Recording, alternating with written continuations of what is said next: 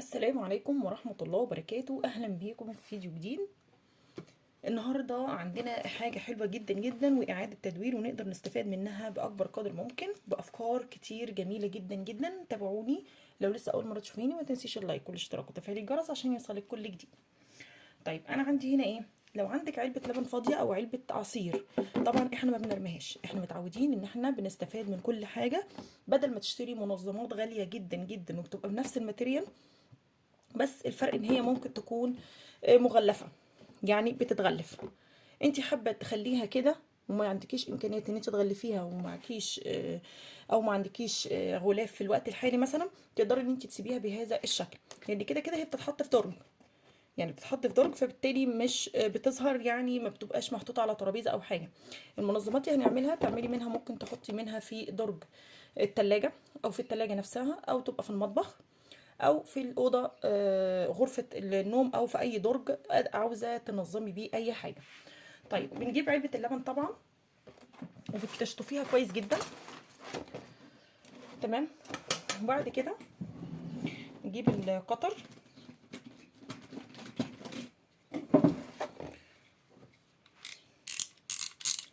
طبعا بتفتحيها بالشكل اللي انت حباه، سواء بالطول او بالعرض. يعني انت حابه تخليها ارتفاع الدرج عندك يا دوبك الارتفاع ده، تمام، يبقى تخليها بالعرض وتاخد كميه جنب بعضها اكتر. طب لو الارتفاع الدرج كبير، تخليها بالطول وتاخد حاجات وتعملي اكتر من منظم جنب بعض. طيب انا هفتحها مثلا معاكم دلوقتي بالعرض، ممكن ترسمي الخط اللي انت عاوزاه، بس انا بالنسبه لي انا هفتح من هنا كده. هسيب بس زي سنتي او نص سنتي بس بين الحواف عشان تبقى متماسكه في كل الجوانب بالشكل ده. طيب كده ما تقلقيش خالص، هو القطر بيمشي معاكي كويس جدا كده اهو. اول ما بتدخلي، طبعا لو القطر حامي، طب انت ما عندكيش قطر بتعملي ايه؟ بتجيبي سكينه حاميه وتعملي بيها. تمام كده. طيب فتحتي كده ونمسكها كده. بقى في الحاله دي ممكن استعمل المقص، طالما فتحت معايا بالشكل ده اقدر استعمل في الحاله دي المقص كده اهو. بصوا كده اهو، بكل سهوله كده.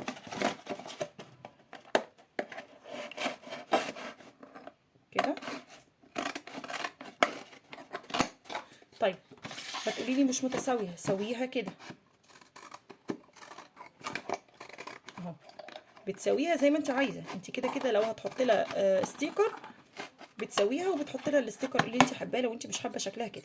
انا بالنسبه لي مفيش مشكله خالص لما انا احطها عندي بالشكل ده كده.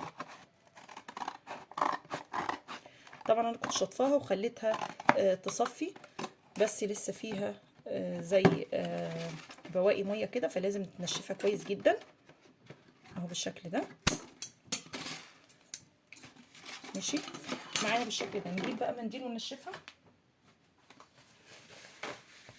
كده.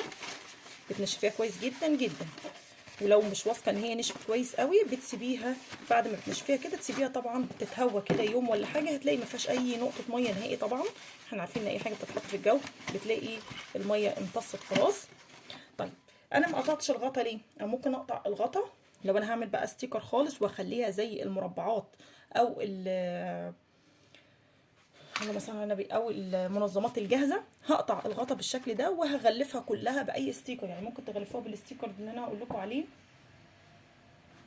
ممكن اسهل حاجه تغلفيها بالفويل، اسهل حاجه تغلفيها بالفويل، او تغلفيها باي ستيكر زي ده مثلا، وتجيبي على مقاس تجيبيها على المقاس بتاعها بالشكل ده، وتبداي ان انت تغلفيها. حابه تغلفيها من جوه ومن بره، تغلفيها من بره بس، من جوه بس، برده زي ما انت حابه. انا بالنسبه لي احطها في الدرج، فمش هحتاج ان انا اغلفها واخلي الغلاف ده لحاجه تانية احتاجها تكون في الواجهه. طيب هنحط فيه ايه؟